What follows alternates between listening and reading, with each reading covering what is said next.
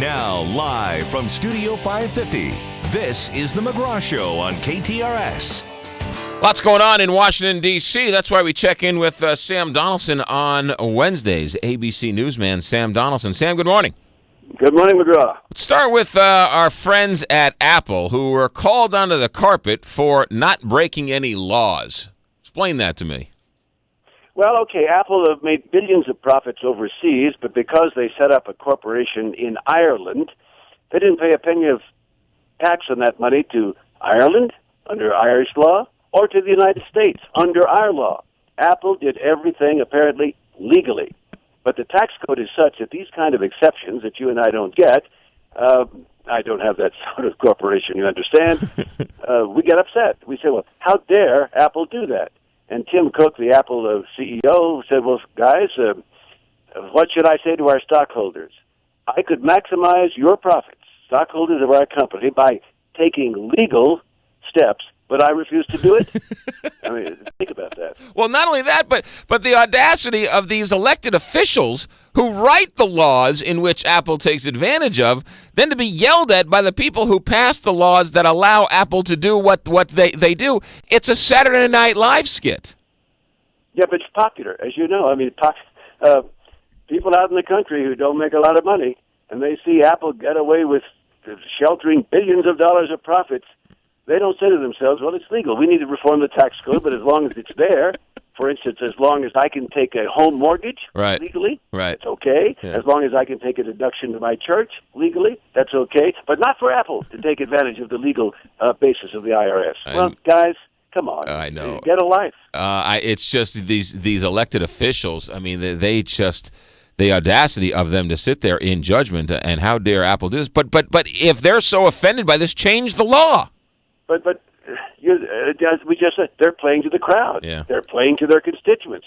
How many Tim Cooks, who's the CEO of Apple, are out there to vote for them? Yeah. Well, Apple has a lot of clout, I understand. Yeah. But they're playing to people who look at that and they don't say, well, it's legal and we need to change the laws and I'll put the pressure on my guys to do that.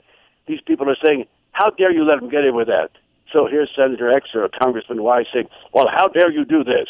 And then says to his or her constituents, you see, I'm fighting for you. Now, come on, guys. Immigration seems to be moving along the path in Washington, D.C. Hey, a journey of 1,000 miles begins with a single step, and this is the first step since 1986, really. I mean, it passed the committee, the Senate Judiciary Committee, by a substantial margin, with 3 Republicans voting for it, although one of them, Orrin Hatch, says he doesn't necessarily promise to vote for it on the floor. And it's a pathway to citizenship for almost 11 million people who consider it to be illegally here, because you can't count them exactly, but about that number. Well, it's going to be a big fight on the Senate floor, but if it passes the Senate, at the moment, thinking it could pass the House is a pipe dream, although, let's say... So you're not saying that it's dead yet, but... No. Yeah, interesting. No, I'm not. In fact, I've thought all along, you and I have talked about this, McGraw, since the first of the year, that the only thing really I could see that you might get bipartisan support for was not going to be gun control. It was not going to be energy. It was going to be immigration reform, because both parties do understand that there are people out there who vote.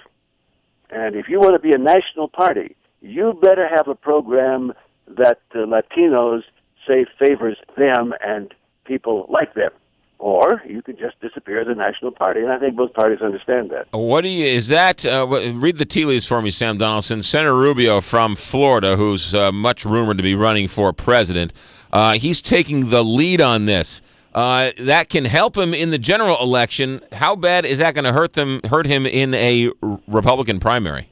Well, he's a smart guy. I don't know him well, but I'll tell you that he understands, because I've talked to some of his people, that yes, at the moment it'd be a big fight in the Republican Party.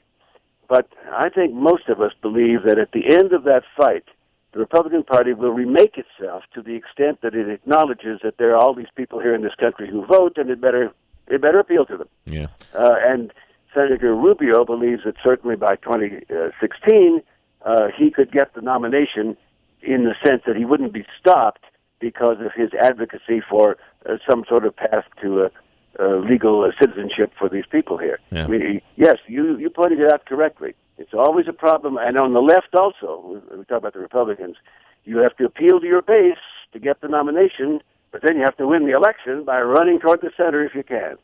What's going on with Senator McCain and Senator Obama? Are they besties now? What's going on there?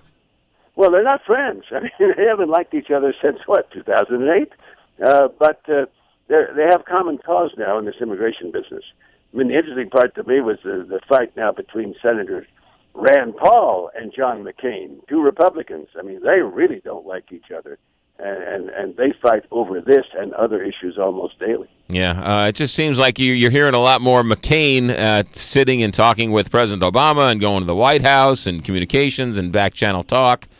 Yeah. But the problem for John McCain, or one of them, is that his party doesn't like him, meaning the Congressional Party. Right. He is not popular among the Republican group in the United States Senate. Oh, he has a couple of friends, Lindsey Graham and a couple of others.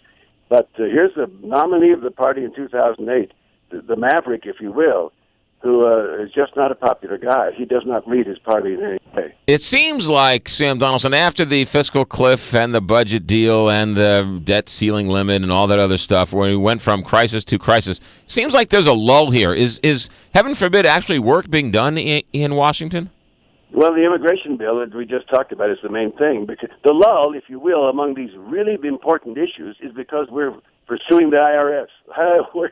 This investigation, it may be running out of steam because today, there's going to be a couple of things. First of all, the former commissioner, appointed by George W. Bush, you understand, and kept on, I can't even say it's an Obama appointee, refuses to personally apologize for what happened in targeting these conservative groups unfairly and wrongly. And the second thing is they're searching, when did the White House know about this Inspector General's report, which also said there's inappropriate action by the IRS? What time in April was it? And did the president know about it then?